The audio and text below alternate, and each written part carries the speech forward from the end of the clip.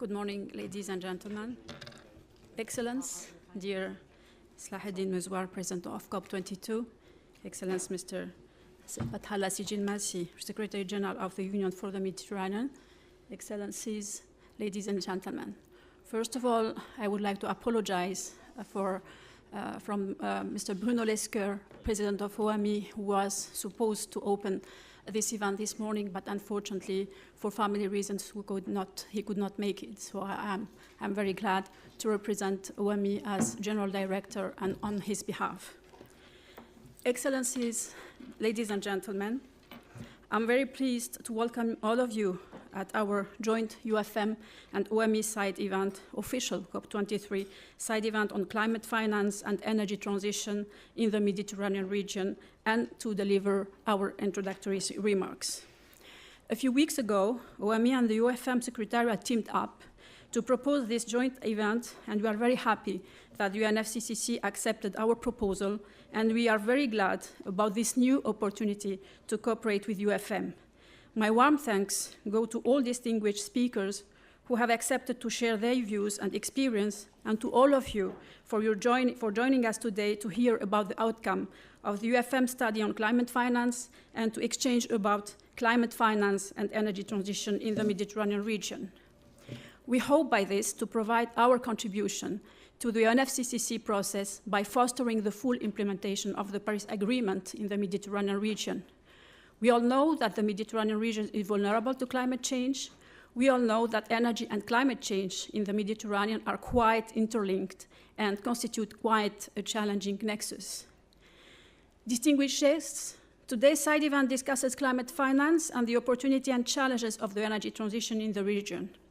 While you will hear later on the main results of the UfM Climate Finance Study, let me briefly share with you the main impacts of a successful implementation of the Mediterranean National Determined Contributions, NDCs, as identified by a study conducted by OMI in cooperation with MEDENER, the Mediterranean Association of Energy Efficiency and Renewable Energy Agencies, and with the support of ADEME, the French Agency for Energy Efficiency.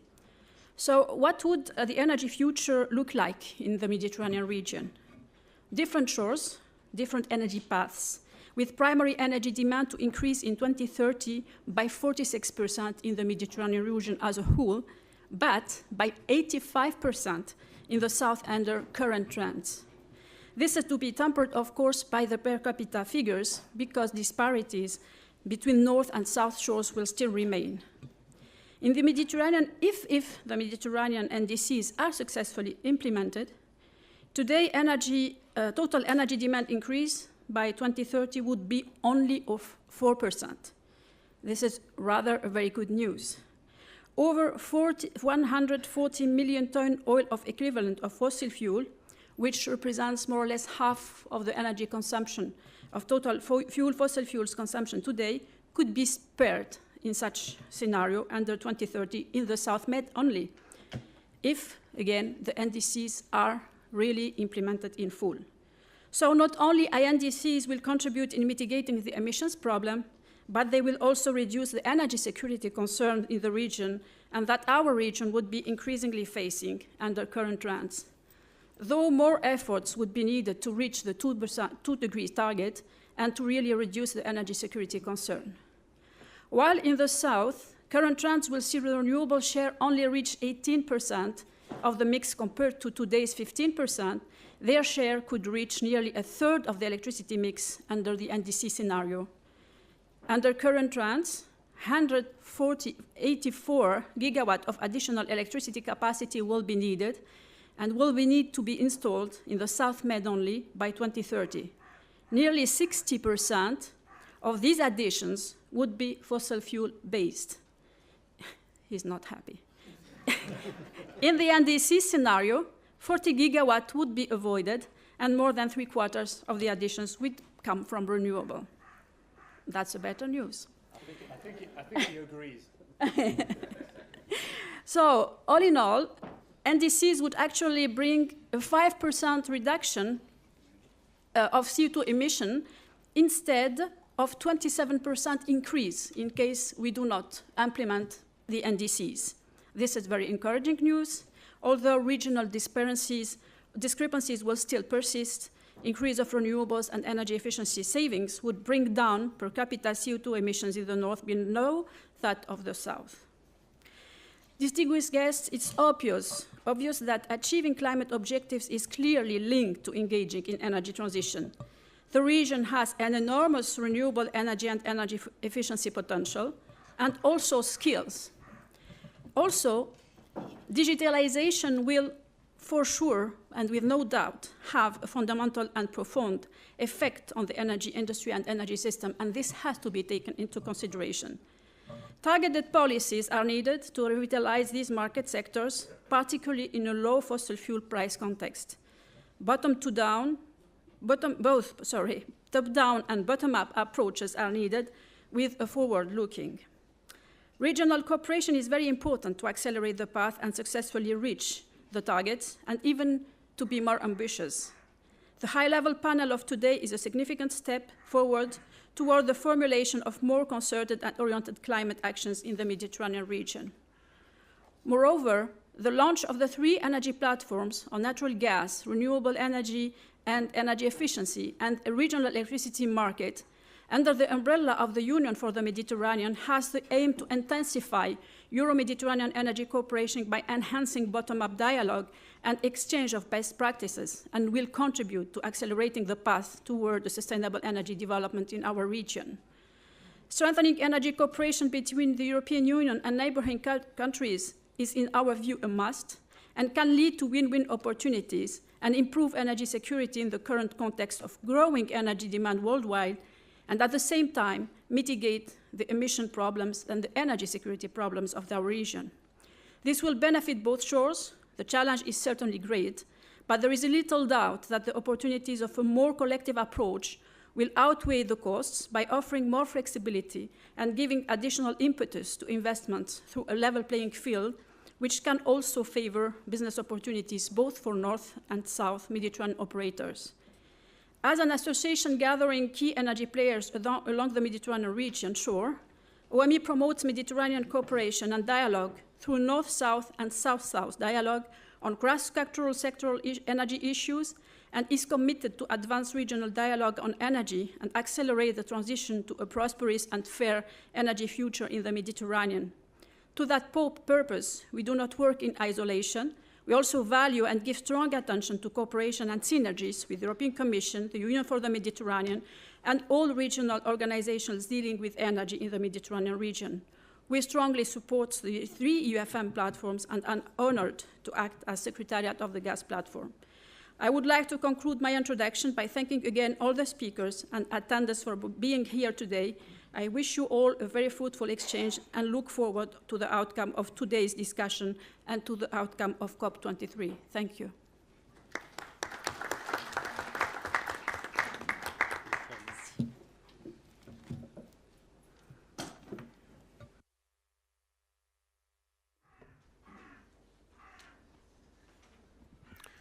Good morning, ladies and gentlemen. Thank you, Co-Chair, for your wonderful introductory speech. We are delighted to be teaming up with OME, and our thoughts are with President Bruno Lescoeur, but we are very happy to have you, Dalal, with us. We have an extraordinary partnership with the OME on all the issues that you have mentioned, so I'm very happy to be co-chairing this session with you. Excellency, my dear Salah Dimizwar, President of COP22, President Miriam Ben Salah, President of the CGM, Morocco, dear colleagues, members of the panel and speakers, dear colleagues present in this room.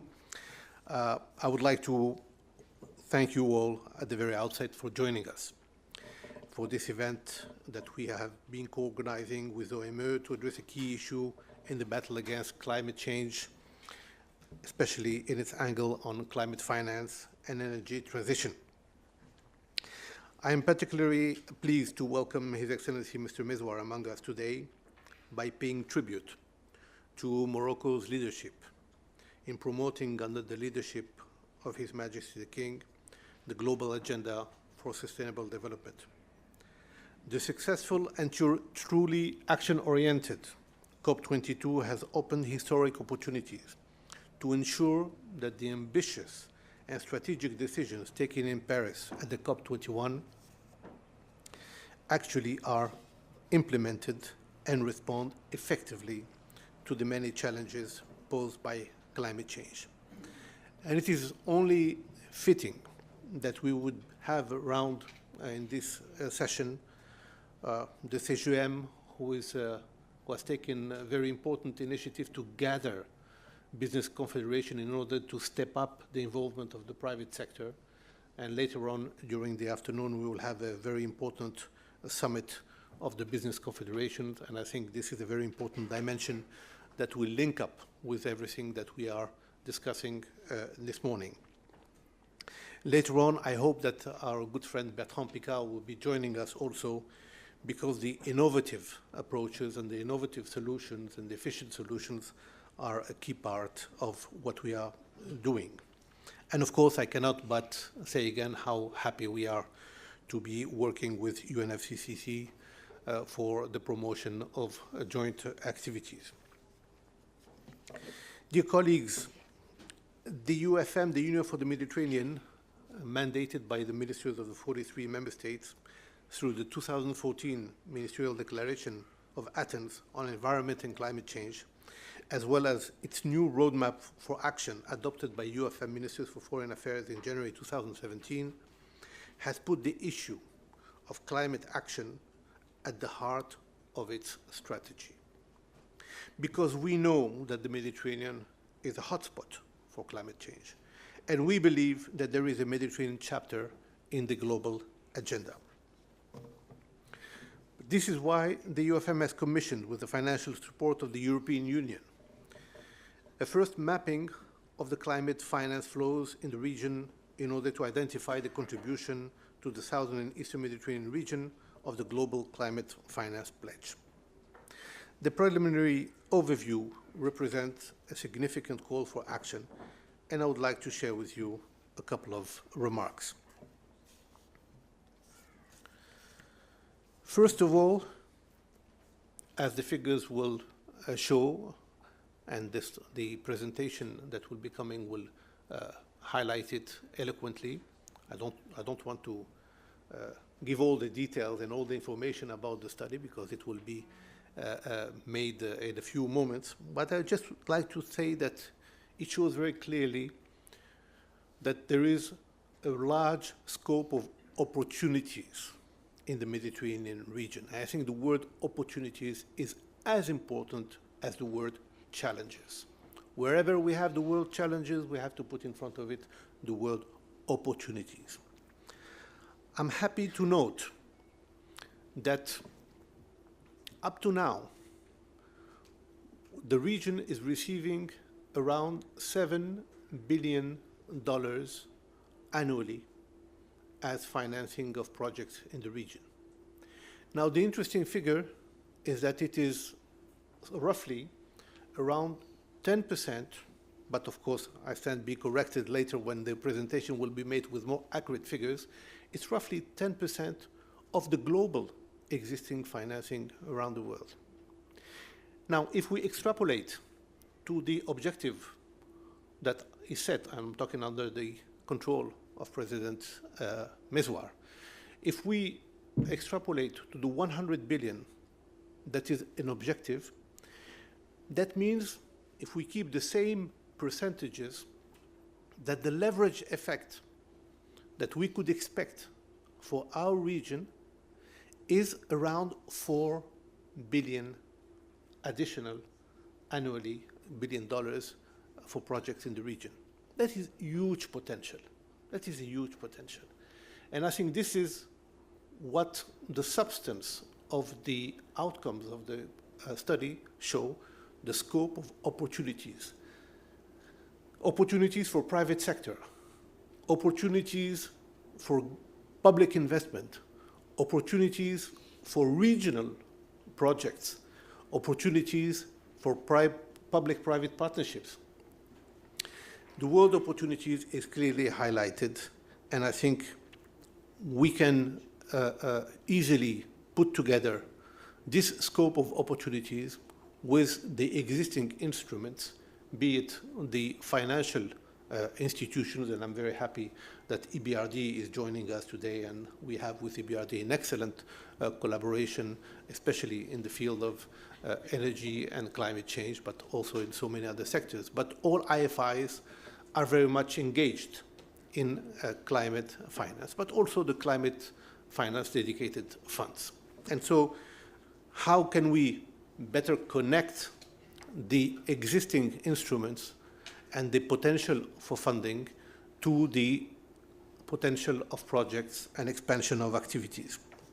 This is, to my humble knowledge, the true conclusions that I would like to draw from the outcomes of the study, as you will be seeing, and how we can mobilize further governments and all stakeholders in order to promote projects and their funding in the region. Within this framework, the Union for the Mediterranean will continue remaining fully mobilized. Under our methodology, under the leadership of its co-presidencies, the European Union and Jordan, I would like to welcome the representatives from Jordan here in the room, under the leadership of the co-presidencies and the full engagement and commitment of all 43 member states, the Union for the Mediterranean works on the basis of a methodology that we call the 3 Ps. The P for politics, because at the end of the day, everything comes from political commitment and political involvement at the level of governments. The second P is the P for platforms, where we open on the basis of the government orientations, open to multi-stakeholder approach so that we can embrace as many stakeholders to get involved and to transform what the orientation gave as directions. And the third P is the P for projects, in order to operationalize and to make visible the different commitments and directions taken.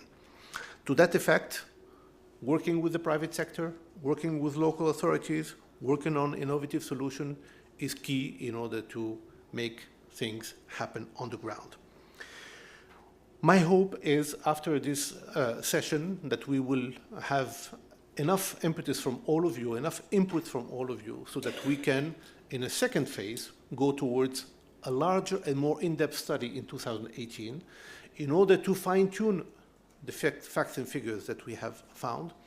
And again, my congratulations to the consultants that have worked brilliantly on this, to fine-tune and to identify the steps forward in order to make things go further and to have a more accurate and more appropriate action on the ground in order to reach the objectives of climate action. So therefore, I would like to thank you all for being here and express again my deep appreciation to His Excellency Saladin Mizwar, to whom I'm giving the floor now to address us a keynote address in his capacity as President of the COP22. Thank you so much.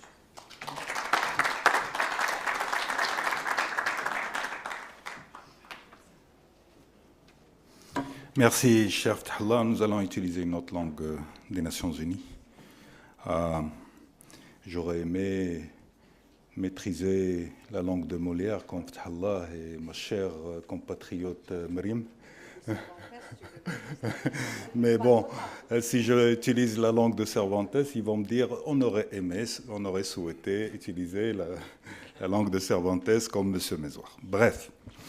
Je tiens tout d'abord, naturellement, à remercier et à féliciter l'UfM et l'OMI pour cet excellent travail qui a été effectué et pour l'organisation de cet événement. On va partager des éléments du terrain. Et les problématiques qui ressortent sont des problématiques du terrain. Et donc, pour enrichir ce travail de réflexion collective et de partage, J'ai souhaité, dans mes propos, vous présenter également des conclusions d'un énorme travail qui a été fait dans le cadre du Marrakech Partnership, en relation avec les acteurs aussi, financement, État et acteurs sur le terrain. Ce travail qui a été mené auprès des 70 coalitions et 600 organisations a été très intéressant, très utile. Naturellement, et j'évoquerai que l'aspect en relation essentiellement avec le financement, la question de la rencontre entre les porteurs de projets climat et les financiers, naturellement, revient avec récurrence, ça a été dit. Cette rencontre, c'est un constat, et c'est souvent répété, ne se fait pas bien. Donc sur cet aspect-là, il y a encore un problème, ou disons des améliorations à faire. C'est un point clé que l'on retrouve dans tous les domaines traités par le Marrakech Partnership. L'eau, l'industrie, l'énergie, l'agriculture, le transport, les villes et les océans. Il est présent dans les attentes des acteurs non étatiques du Marrakech Partnership et apparaîtra de manière claire dans le yearbook qui sera remis demain à 18 h au secrétaire général des Nations Unies ainsi qu'à tous les chefs d'État. Le yearbook est un document historique, c'est le premier du genre. Le premier état des lieux à 360 degrés de l'action des acteurs non étatiques dans le cadre de l'accord de Paris et également le premier reflet de leurs attentes à l'égard des États et du monde financier. Cette rencontre entre finances et porteurs de projets, comme je l'ai dit au début de mes propos, ne se fait pas bien, en particulier en ce qui concerne l'adaptation qui relève d'un autre paradigme, plus décentralisé, plus terrain, et qui semble inconfortable pour les financiers, ou en tout cas qui les oblige à changer leurs modalités habituelles de travail. Le problème majeur analysé par les acteurs non étatiques en 2016 à Rabat, lors du premier sommet mondial des coalitions, a été résumé en 2 chiffres. 80% du financement va à l'atténuation, 80% des NDC sont liés à l'adaptation. Voilà l'équation qu'il va falloir résoudre pour accélérer notamment tout ce qui est près 2020.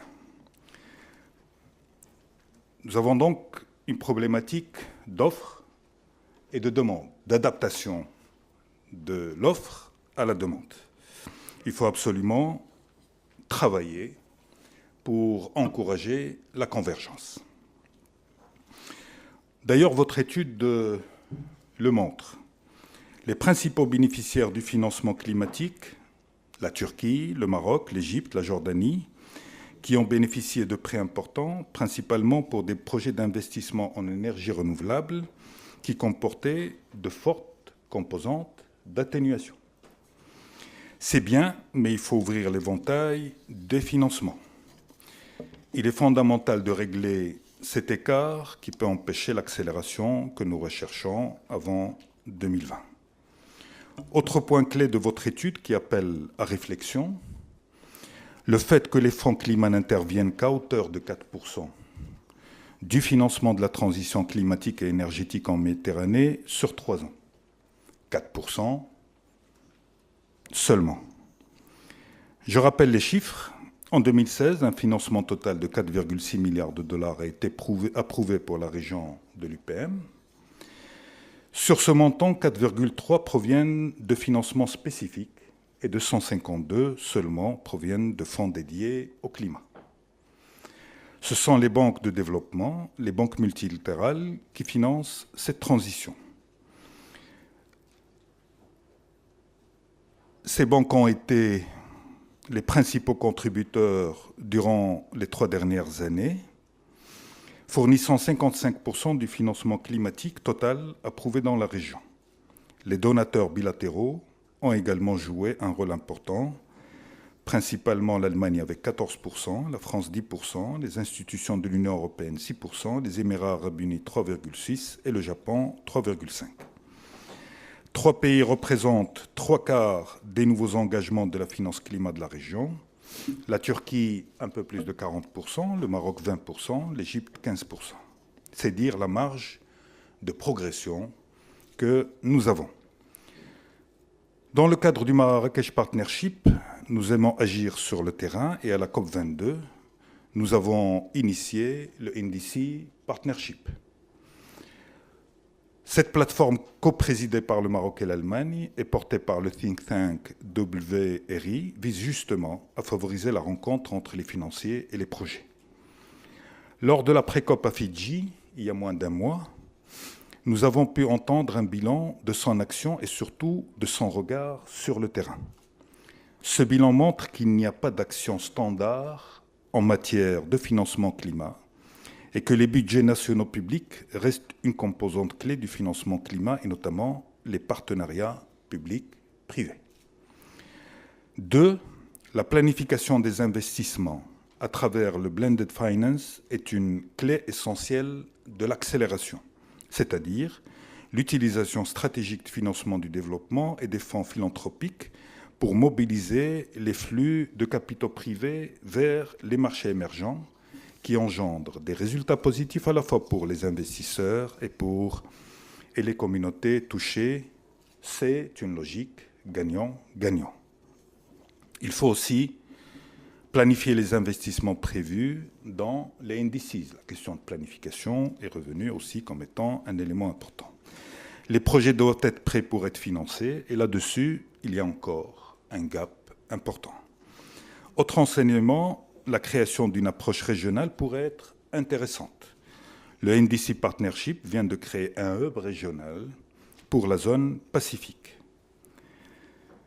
C'est donc en apprenant du terrain, et c'est toute la philosophie du Marrakech Partnership, de faire remonter l'information du terrain que nous arrivons à provoquer l'accélération que nous attendons tous. Voilà donc quelques éléments pour enrichir un peu le spectre ou comprendre un peu plus ce qui se passe sur le terrain. Il y a un gap entre financement et projet. Il y a encore des problèmes de structuration de projets. On a fait un travail sur ce qu'on appelle la métrique de l'adaptation. 2 grandes conférences au Maroc qui nous ont permis de dégager des éléments d'appréciation pour les financiers. Cette base d'information sera certainement utile pour aider à l'évaluation, en tout cas à la mesure, des projets d'adaptation. C'est un aspect important, je le répète. 80% des investissements vont à l'atténuation, 80% des indices ou des projets sont liés à l'adaptation. Donc, c'est déséquilibre, il va falloir qu'on travaille pour rapprocher les 2 protagonistes ou les 2 partenaires pour apporter des réponses. Mais dans tout cela, il y a aussi beaucoup de bonnes nouvelles. Bertrand est là, on en a parlé hier, il y a des choses magnifiques qui se passent à travers le monde. Le changement, comme il dit et il le répète, c'est maintenant. Il déteste parler de 2050, je partage ça avec lui. C'est trop loin 2050. Donc c'est maintenant que les choses se passent. Il y a des choses qui se passent sur le terrain. Son exemple est une belle illustration, mais on a plein d'autres. Ce travail que nous avons fait dans le cadre du Marrakech Partnership est plein d'enseignements de ce qui se passe à travers le monde, dans toutes les régions du monde et dans plusieurs pays du monde. Et donc, on reste optimiste. Il y a une question réelle qui se pose. Il faut plus d'accélération parce que le gap à combler est encore là. Le travail que nous avons fait démontre que grâce aux multiples actions qui sont identifiées à travers le monde, nous pouvons réduire de 50% uniquement le gap par rapport aux 2 degrés. Mais Je le répète encore une fois, la dynamique est là. Le monde est déjà engagé dans cette nouvelle économie, dans cette recherche du mode opératoire pour de nouveaux systèmes de production, de consommation, d'organisation de l'espace, du transport, etc., etc. Et ça, plus personne ne peut l'arrêter. Et donc, nous devons être des acteurs beaucoup plus engagés. Vous l'êtes déjà, je vous remercie.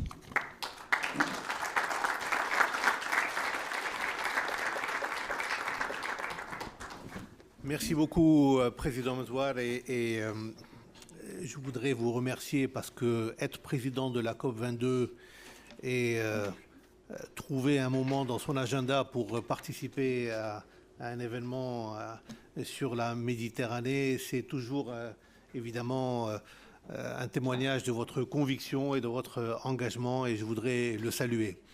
And just perhaps before we continue with the program, and as you know, President Mesouar is the outgoing president of the COP because it goes from one presidency to another. I just wanted, on behalf of the UfM, but I'm sure on behalf of all of you, to congratulate him personally for what he does, and I think it needs a big applause.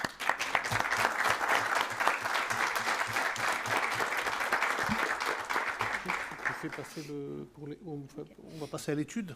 Alors, je te laisse présenter l'étude. Enfin, non, introduire le...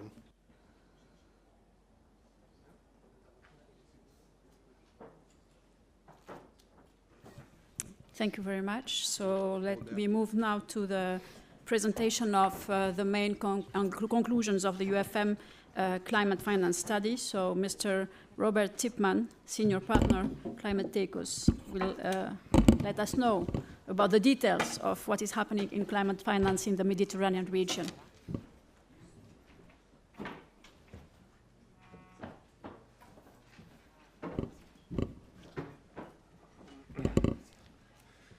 Yeah, thank you very much. I'm glad to be with you today here. I'm with Climatekos, a senior partner. We have been asked to investigate the climate finance flows to the UfM region. Myself and my colleague Ali Agoumi over here from Morocco, we led a small team implementing the study over the last couple of months this year. A few things have been mentioned already, so before I start, I would like to give you 2 points, and then you can follow what the more details of what we found out, and I'll come back to them later on, also related to what we heard from the first 2 speakers already.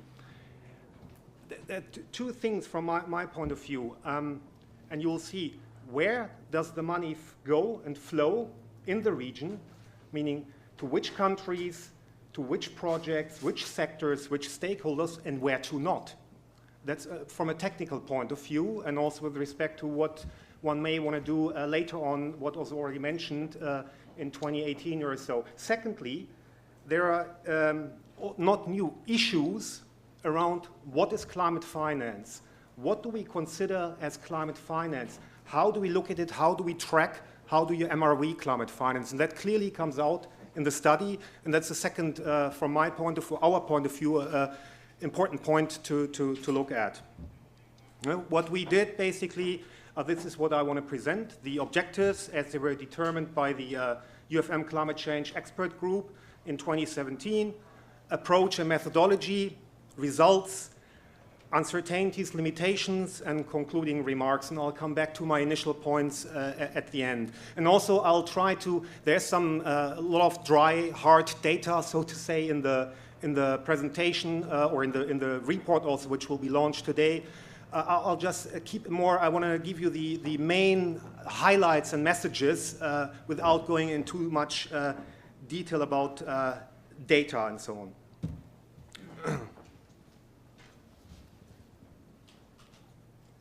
Okay, the objectives. We started with we were asked to produce an overview on the amount and the type of climate financing delivered in the southern and eastern Mediterranean region in 2016.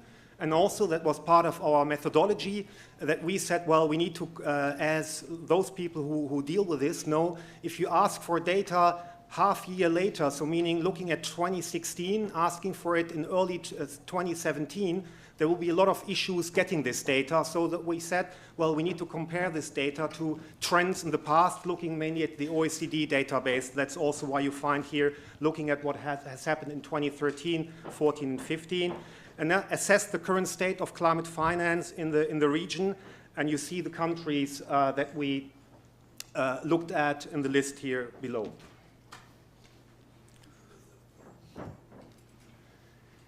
The approach and methodology, we did a preliminary desk review of the flows using the online database, OECD, the Climate Finance, Climate Funds Update database, and other things. We reached out to those that fund climate-dedicated funds, multilaterals, bilateral funding. We interviewed experts, web research, and a combination of this. And yeah, you see where this data derived from. We verified the data, as I already said, cross-referenced it with databases, the Climate Funds Update 2016, OECD DAC database, and the MDB Joint Climate Finance Report.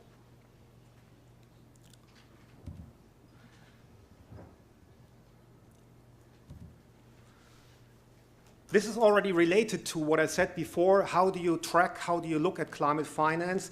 So to be able to come up with data, we derived at climate finance definitions drawn on internationally applied definitions. So we said, well, we look at dedicated climate finance.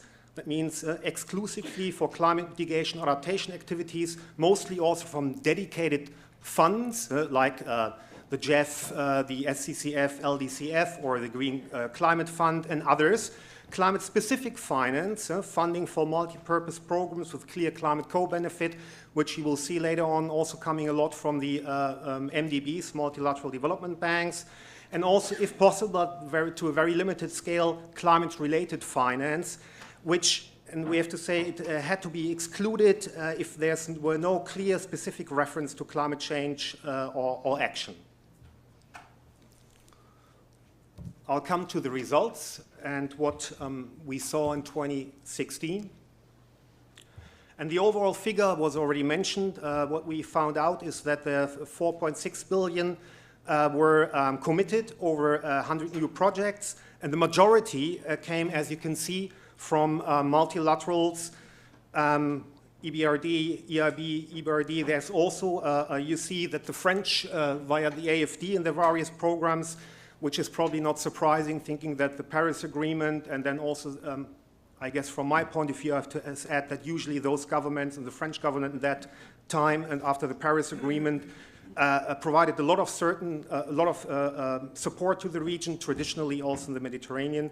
And we see a lot of small contributions from so-called dedicated funds, Green Climate Fund and the JEF funds. Where does the money go? And you see clearly primary recipients, Turkey, Morocco, Egypt. No new projects, for example, approved for, not surprisingly, Libya and Syria, as well as Palestine. Also, we didn't find anything, for example, for Israel in 2016 yet. And you see where did, however, there are some, as we know, projects, for example, in Palestine going in, waste energy capacity development, but the data didn't show that. It's just because we know it. Regional climate finance in the region in 2016. There also you find regional projects where it's basically joint initiatives clubbed together in 2 or 3 countries. And also here you can see that regional funding, as we called it, is going, the majority is going to Jordan, Morocco, and Tunisia.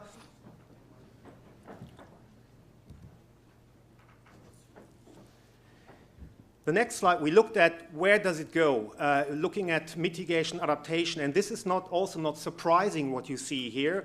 It's a trend that you see globally as well as in the region. It has been confirmed. Although asking yourself that we all know that adaptation to climate change becomes increasingly important, but it's not reflected in the funding flows. As you can clearly see, mitigation is much higher it's compared to adaptation, you see this other bar in the middle, it's a mix.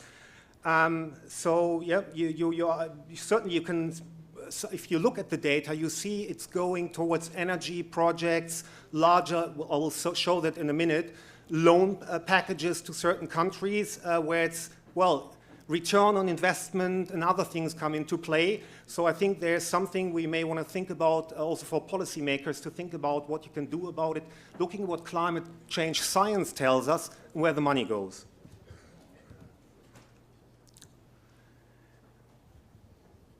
The instruments, as I mentioned before, you see on this graph on the bottom the countries again where it goes, and it's also not surprising to a large extent. We see loans going to Turkey, Morocco, Egypt, and yeah, well, if you look at it, you also ask or can ask certain questions and probably see the answers.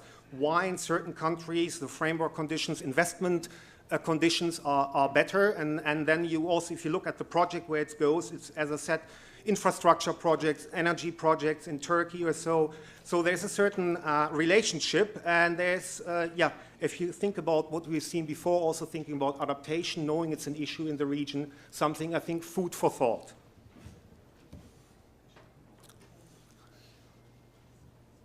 Another look at the data, basically,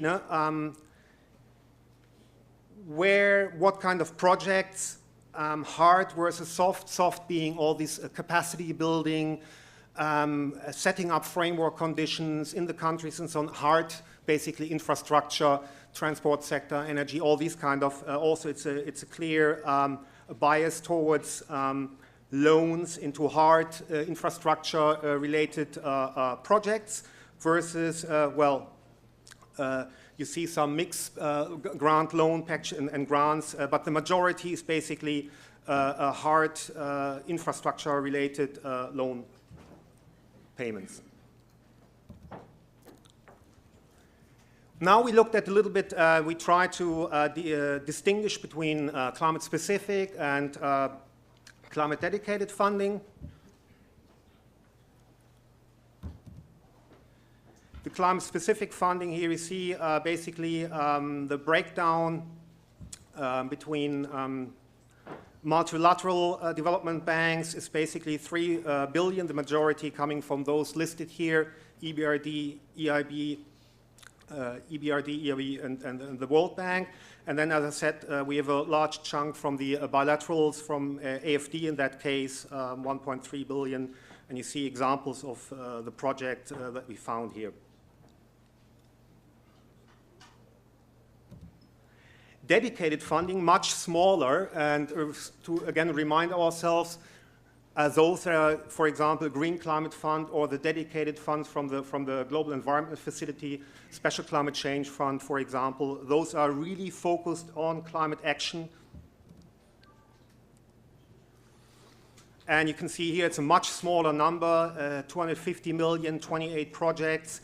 And again, if I may remind us, you have to take this with a pinch of salt because there are data gaps here, because a lot of, and I'll come back to that, a lot of the data is not yet available, is not being shared, not analyzed.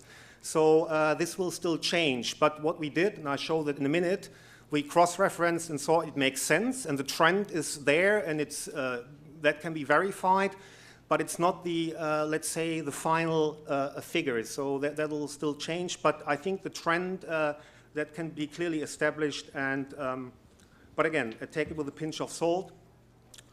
Secondary donors, you see here the AF, the Adaptation Fund, and again the World Bank's climate investment funds that appeared here.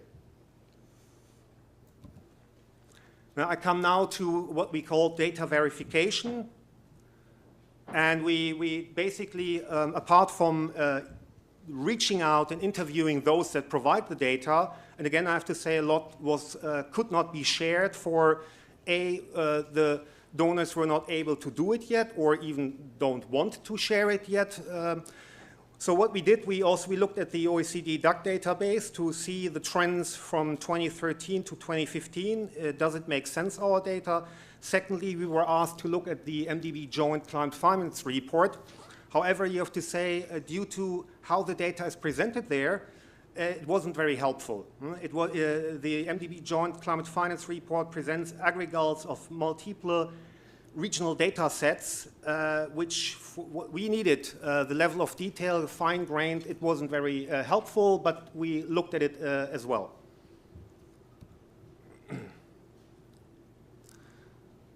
And what you can clearly see that the amount, and if you come up with an annual average, 6.8 billion per year, and given our data gaps, the order of magnitude for we came up with 4.6 billion makes sense.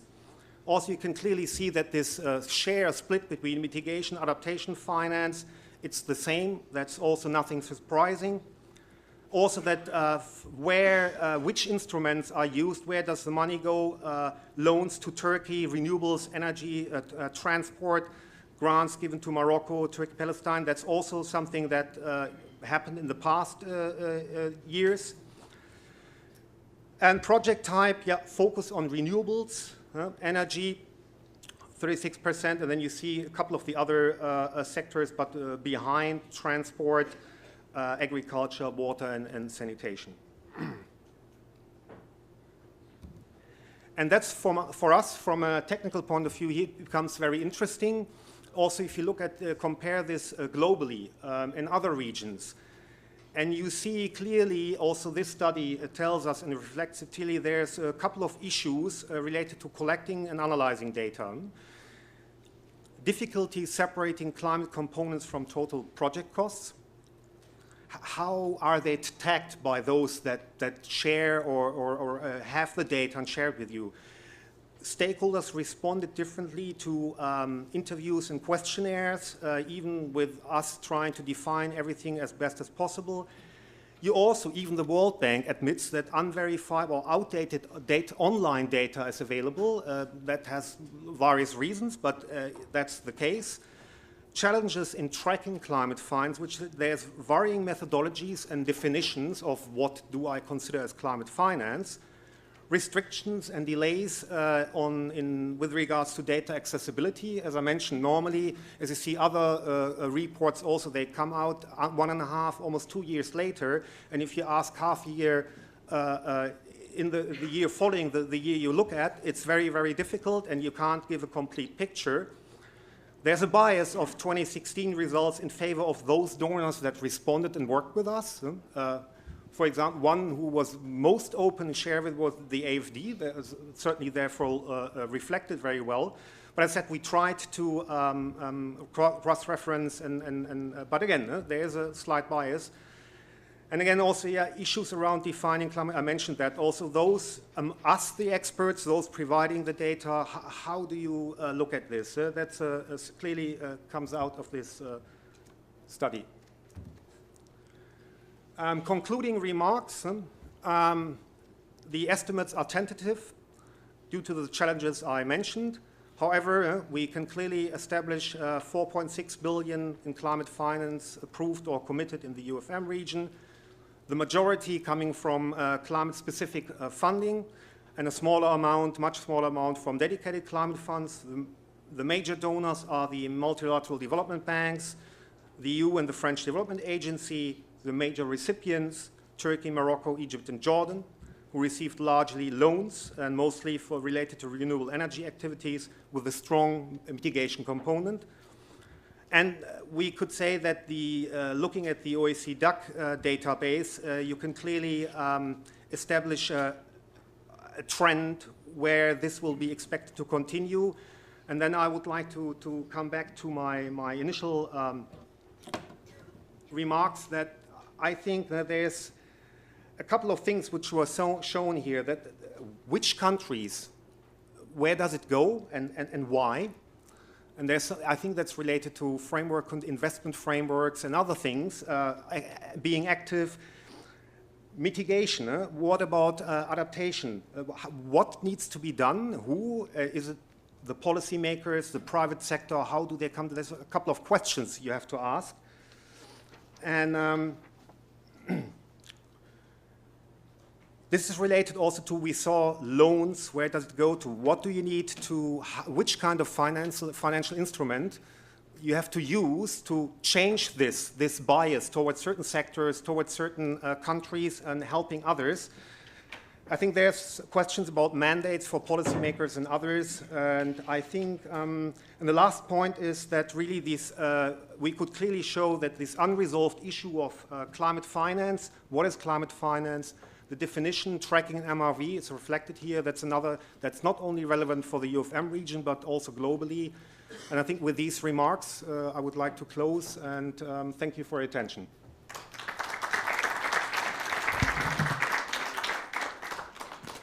Thank you very much. So there you have it. We had in Paris an objective which has been formulated on the basis of scientific analysis that would then approved and adopted at the political level, to have as an objective to raise up to 100 billion US dollars in order to accompany the movement of the climate transition. Now, this is, of course, an overall objective. Then the key question is, how do we do it? And when do we do it? So what we wanted to do at the level of the Mediterranean is to have a photography of where are we now at the level of climate financing, in order to have a photography of the existing instruments, the existing flows, and the distribution of these flows according to the different realities, activities, countries, etc. We now have it. It's a first step, which of course triggers the next steps coming. So this study is a first study that will be followed up, A, by other studies in order to fine-tune on the basis of the conclusions that have been drawn, but also it triggers a call for action for all of us in the room with different capacities, a call for action in order to build on the main outcomes and conclusions that we have seen in order to fine-tune our strategies and activities. And who better than the people that are sitting in this panel than to tell us more about how are we going to do that, how are we going to mobilize all these key stakeholders in order to make the climate transition a reality, a day-to-day reality that is not for 2050, but for the years to come, because it's a question of a new model for society, not only a question of economics or a scientific dimension. So it gives me great pleasure, with the permission of my co-chair, to pass on the floor to Madame Bernarditas, President of the Sijilmassi, who will tell us about the great initiatives taken by Sijilmassi in this field. Okay, good afternoon, everyone. Thank you, my dear friend and President of UfM, first for your invitation and the topic that you're raising on this panel today. And I would like also to thank OME. Well, I just would like to be the first couple of minutes politically correct and say that climate change is climate chance and challenges are opportunities, as you said, and that CGM is the General Confederation of Private Sector. We just launched about a year and a half ago, we launched two initiatives. One is the initiative for Moroccan Business Climate Initiative that is especially local and dedicated to companies to help Moroccan businesses integrate climate issues in their strategies and in the value chain, but also to assess risks and seize opportunities. But it is built on four major pillars, that is the awareness rising on climate risks and opportunities, building capacities to address climate challenges, and technical support to adaptation or mitigation project in their fundraising. But in Morocco, we are more into adaptation than mitigation. But that's geographically known who is into adaptation or mitigation.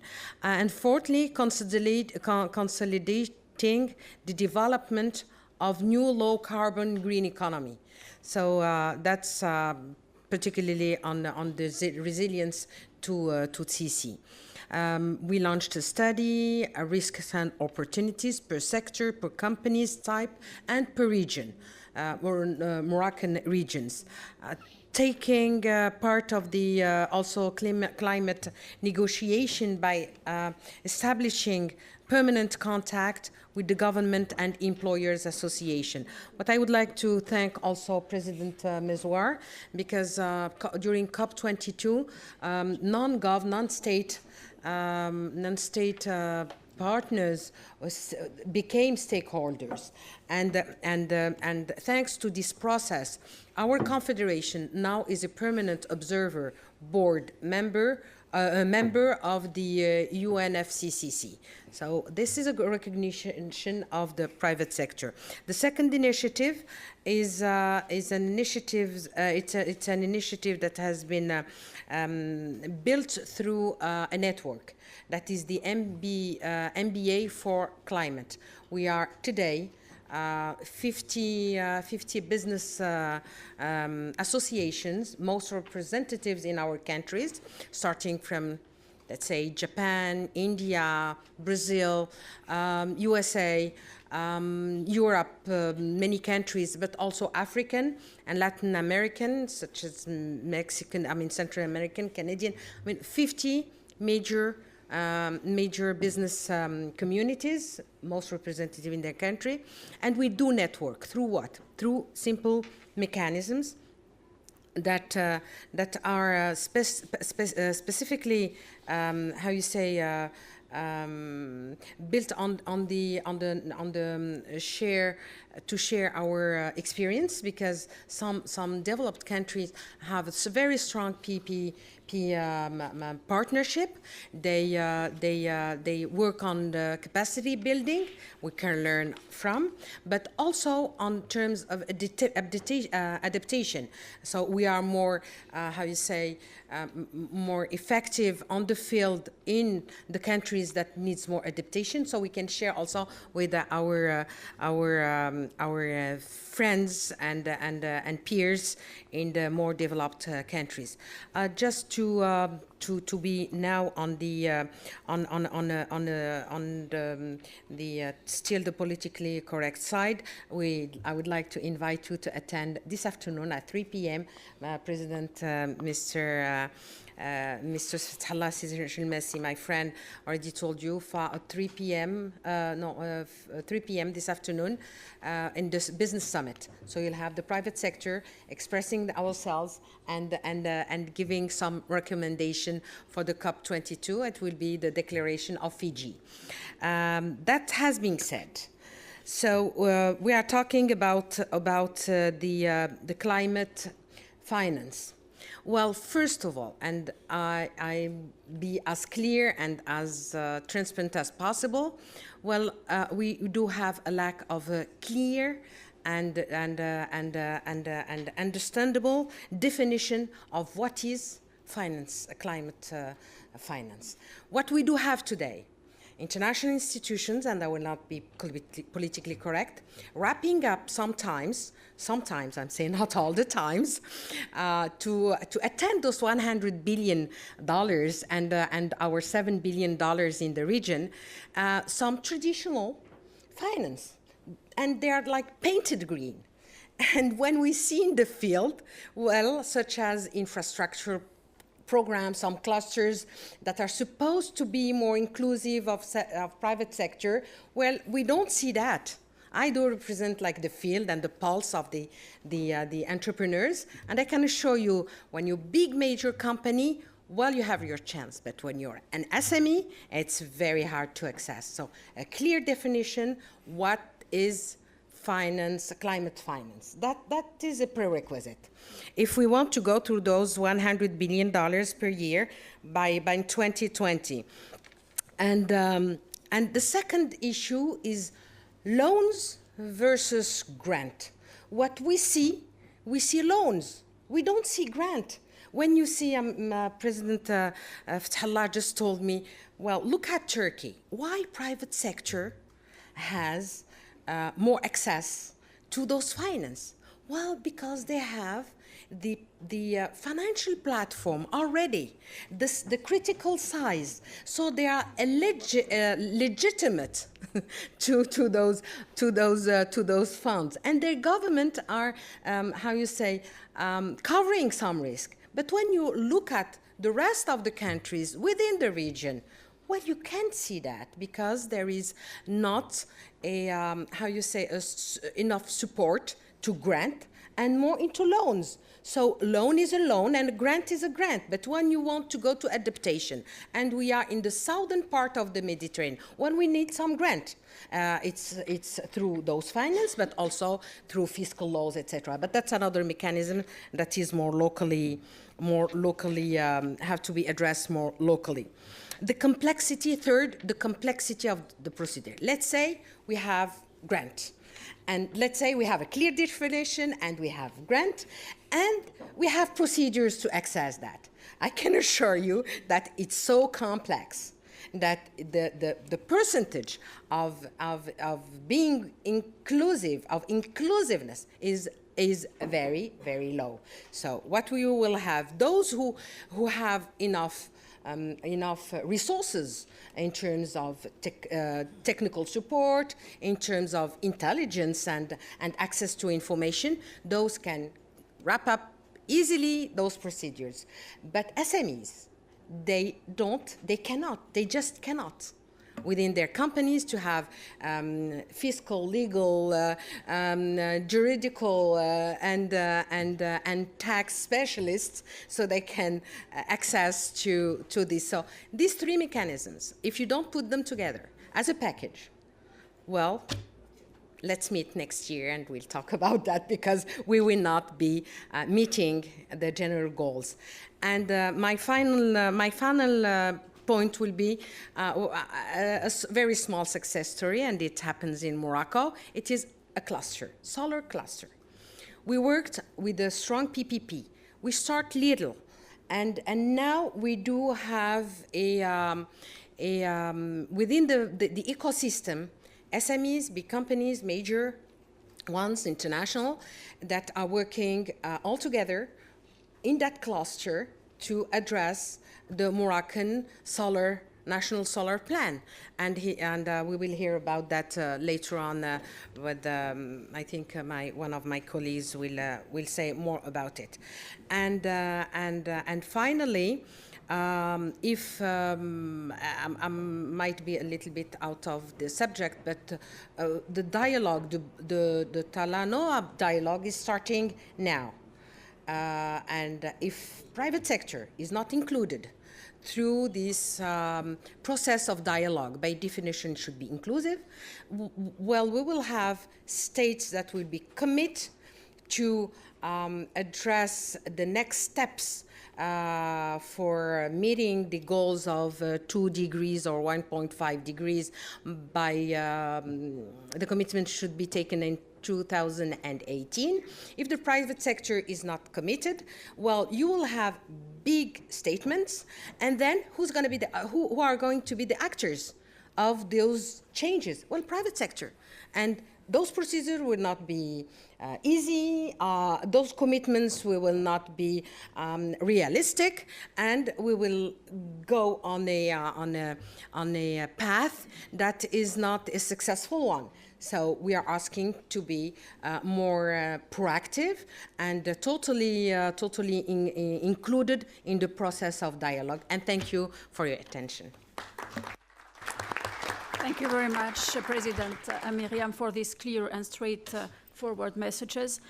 So with no delay, I give the floor to Bertrand Picard, and I kindly ask all the panelists to stick to 3 minutes in order for all of us to have the possibility to speak, as we won't be allowed to stay more in the room. But for sure, this is really a rich topic, and I hope that we will have a follow-up with several days with in-depth discussion. Thank you in advance. Please. Good morning. I feel at home with my friends from Morocco, Fathallah and the Union for the Mediterranean. We have a partnership together to promote solutions around the Mediterranean. And this is why Fathallah and Salahedin will be this evening at the assembly of the World Alliance for Efficient Solutions. And this is what I would like to tell you. It's about solutions, because if you listen to the vocabulary that is being used for climate finance, what do we hear? We hear that we are looking for donators to bring money to solve the huge and expensive problem of climate change. Is it very motivating? Would you give your money for that?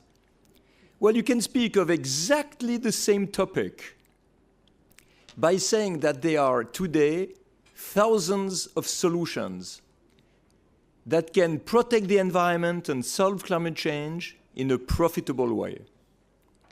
These solutions are not yet implemented because they are not known enough. Some of them are in startups, labs, universities. Others are in big corporations, but the key decision makers don't know about them, although they are profitable. So suddenly we are not begging for money to solve problems. We are offering investment and profitable investment opportunities to bankers, investment funds, venture capitalists, or states to develop projects that have a positive return on investment for the people providing money and for the development of new territories that will offer new customers for the economy. If we just take the population which is off the grid today in the world, it is 1.2 billion people.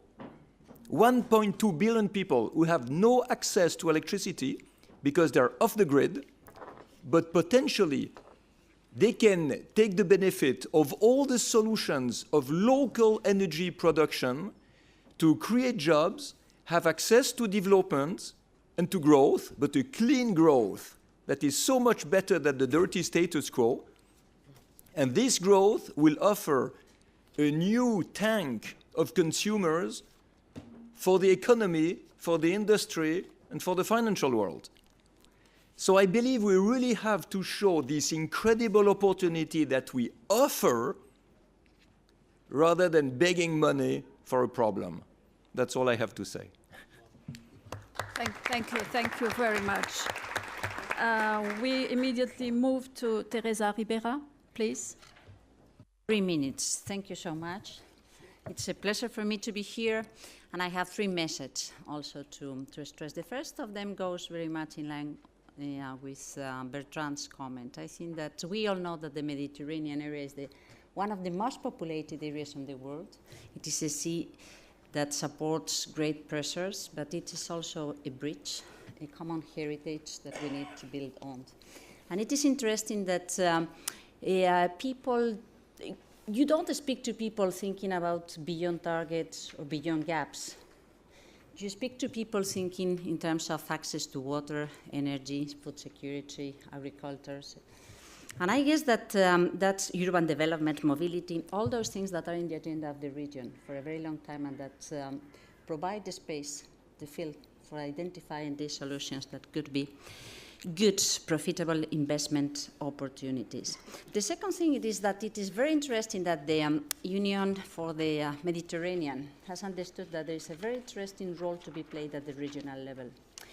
Each and every single country, each and every single community has the obligation, the opportunity, the challenge to look into the future, how we want to look, what type of society we want to build. But many of these solutions depend or are easier if tackled together. So I think that it is very interesting to see that you've got this Athens agenda, this roadmap, in order to ensure, to facilitate this discussion on climate and energy as part of the future of the region. But it is also very interesting to see what you have shown in your figures. 4.6 billion US dollars being invested in the region, and 4 out of them come from the European Reconstruction and Development Bank, the European Investment Bank, and the French Development Agency. To me, it shows that this regional approach is also important on the European side. It is something that we still need to develop, to understand, to build together, but it is something that counts. And it is relevant, as I say. And my third comment is, what next? You have pointed out some comments on what next. What next is why it is important, or why people feel more tempted to invest in energy, not so much in water, even if it is relevant, the amount of money being invested in water, agriculture, agro-industry, waste, urban development.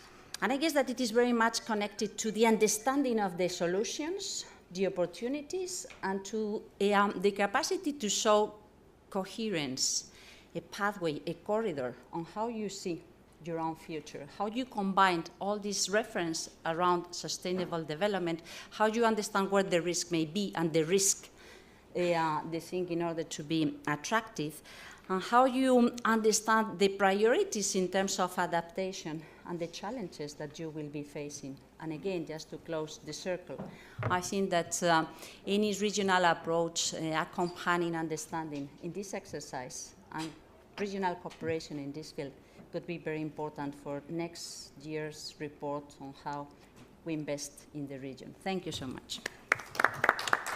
Thank you very much. And so we immediately move to Lynn O'Grady from EBRD, please.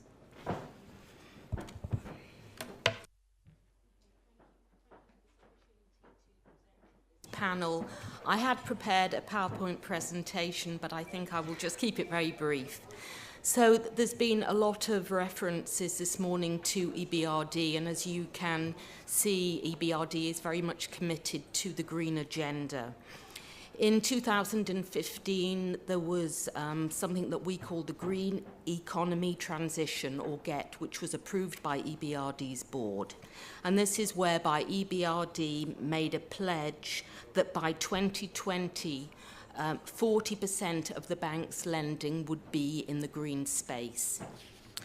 I come from the municipal team, so I'm just going to talk about the specific actions that we have in the city space, but obviously EBRD is engaged in climate measures across the spectrum. We came up with something called the Green Cities Framework. It's a facility of 250 million over where we will provide loans to cities across the EBRD's countries of operation. And essentially this framework has 3 key components. First of all, it delivers a strategy and a policy for cities through a process called the GCAPs, Green City Action Plans. Second, it very much stimulates green investments. It's structured with a trigger project, a GCAP, and then coming out of these GCAPs is a whole raft of green projects. And finally, that there's been talk this morning about soft measures. That is part of EBRD's mandate. We are a bank of transition. So the Green Cities Framework incorporates policy dialogues, measures to help cities deliver on these green objectives. So in terms of, maybe I can just bring this to an important point I would like to make is there's been a lot of talk, and I will finish with that, there's been a lot of talk about the private sector, engaging the private sector. We, through this Green City Framework, aim to do this. We can support projects in the public sector, loans to governments, loans to municipalities. We can also support PPPs as well. And in terms of the type of projects that we finance, there's been CNG buses to cities, electric buses have been financed. And yesterday we financed a district heating project whereby biomass, heavy fuel oil boilers will be converted to biomass. So that's all I have to say on the Green Cities Framework, and please come and talk to me after this session if you are interested in learning more. Thank you. Thank you very much. We immediately move to Irina. Mr. Enning, was there? Thank you very much, and I recognize the imperatives of time, so let me be very brief, but bring this conversation a little bit back to the energy transition, which I thought was part of the topic. So we have looked at the energy transition, and we've mapped out a future which shows that with renewables and energy efficiency, and I'm very happy that you mentioned and emphasized energy efficiency at the beginning, with renewables and energy efficiency, future that brings energy sector emissions in line with the below 2 degrees centigrade target is possible, and it's actually economically beneficial. It's beneficial for growth, for employment. It's also beneficial for some of the SDGs through its impacts on water, food, health, and others. We've looked then further at the NDCs, and I've just selected from that study that we published recently the data for the member states of the Union for the Mediterranean. The good news is there is some ambition there. There are 70 gigawatt of renewable energy capacity would be built if the targets in those NDCs are implemented. The bad news is this costs money, so it requires an estimated $10 billion per annum. 90% of these targets are conditional upon international support, so you can translate that that you would not get very far with your $4.6 billion in terms of annual climate finance. It will have to be scaled up. But the good news, and that is my third point, is that renewables are now a private sector proposition. They are cost competitive. So if we focus much more than up to now on leveraging private sector finance by using climate finance and development finance and other public finance effectively through risk mitigation instruments, through blended finance, then this will be possible. So then you can actually leverage sufficient finance with much less than the 4 billion that is flowing into the Union for the Mediterranean countries at the moment. So embarking on that agenda would be, for me, a much more productive use of time than defining what climate finance is or what it is not. But that's just perhaps the wrong remark at a climate conference. Thank you. Thank you very much. We now close this roundtable with contribution from Terawatt Initiative. Mr. Jean-Pascal Famba, please. Actually, good afternoon, and thank you very much to UPM and OME for your invitation. Congratulations for the Mediterranean leadership, and congratulations to His Excellency Meswar for the Marrakesh partnership, which is very inspirational. I wanted to talk to you today about our Terawatt initiative and the ideas that we are bringing in order to accelerate. And I've heard that in your words, Uda and Fathallah, the words of acceleration. And yes, we definitely need to accelerate very, very rapidly. Acceleration is now, and Mediterranean countries, as all the developing emerging countries, have a unique chance to leapfrog here. But we really need to accelerate and to design the market in order to make it possible. And here comes the notion of innovation, and what Bertrand has said is always inspirational. We need to innovate, but we need to innovate in the technology, yes, but we also need to innovate in the way we organize the markets in order to achieve the goals which are ours, collective goals. And the terawatt proposal, as with partners, and we are also partnering strongly with IRENA on that, is really to change the paradigm of the market. For the moment, the market, let's say bluntly, it's completely inefficient. We are crafting everything over and over and over again from zero. We don't learn. We are again and again doing the same thing. What we need to do now is to organize the market in a very efficient manner. And for that, there's 3 principles that we need to follow. And I can give more details on that afterwards because I understand that I only have only 1 minute left. First of all, we have to make together the demand credit-worthy. And that means the first of a thing for developing and emerging countries that they are pulling together that demand, that are acting collectively. And there are organizations, international organizations that are being created for that. For solar, for instance, it's the International Solar Alliance.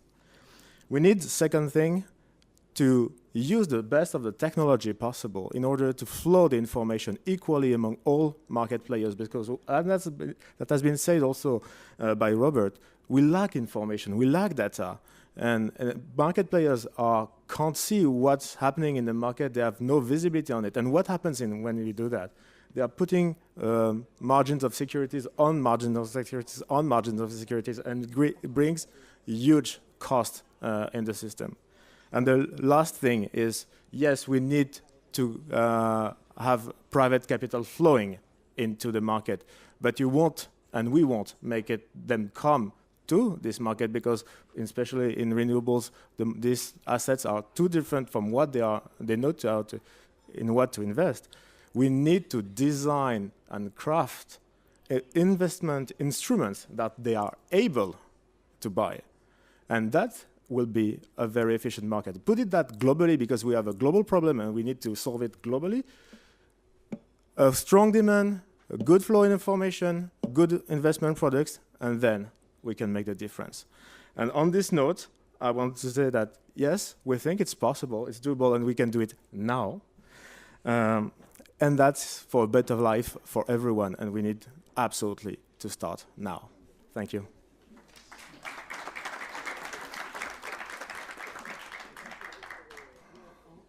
On that note, I would like to thank all the speakers for having brought their input and insights on a very important topic that is gathering us this morning. I would like to welcome in the room Ambassador Aziz Mokwar, who has just shown up, and great greetings to him. Mais il y a une autre nouvelle importante, c'est que c'est son anniversaire, et donc...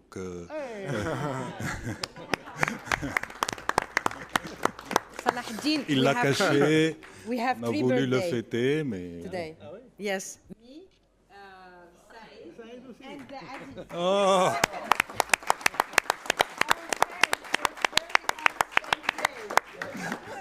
It's special day. So to gather many tens of thousands of people for your birthday is impressive. Congratulations for that.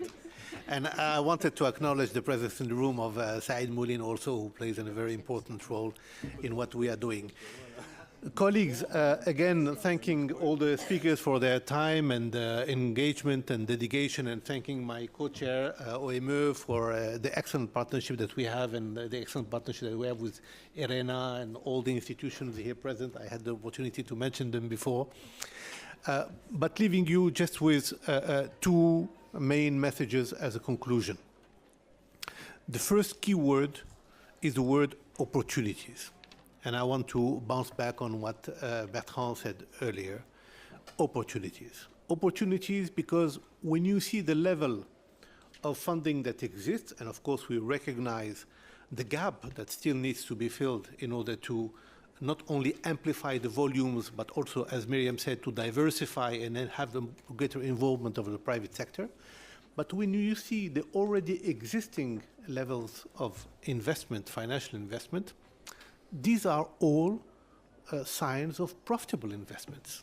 I mean, let's face it, IFIs, even though They are the largest financial contributor in the region, but when they invest on profitable investment. So the idea of profitability and of opportunities is really very striking in the finding of such a study. We knew it intuitively, but it's always better to have it in facts and figures. And now what we need to do is to amplify the movement in volume, but also to diversify in terms of promoting private sector involvement, promoting innovative solutions and efficient solutions, and to have all the stakeholders in place for this dynamics. The second main message is the fact that the Union for the Mediterranean will remain fully mobilized to structure this Mediterranean chapter, because we know that we can play this role of facilitating, as you said, Teresa, to facilitate the different participation of all the stakeholders in the Mediterranean with key institutions such as OME and others, because what we need is to structure things and to put them in an organized, structured, gradual, pragmatic approach. And you can count on the Union for the Mediterranean and all its partners to do so. I thank you very much and hope to see you in other events during COP23.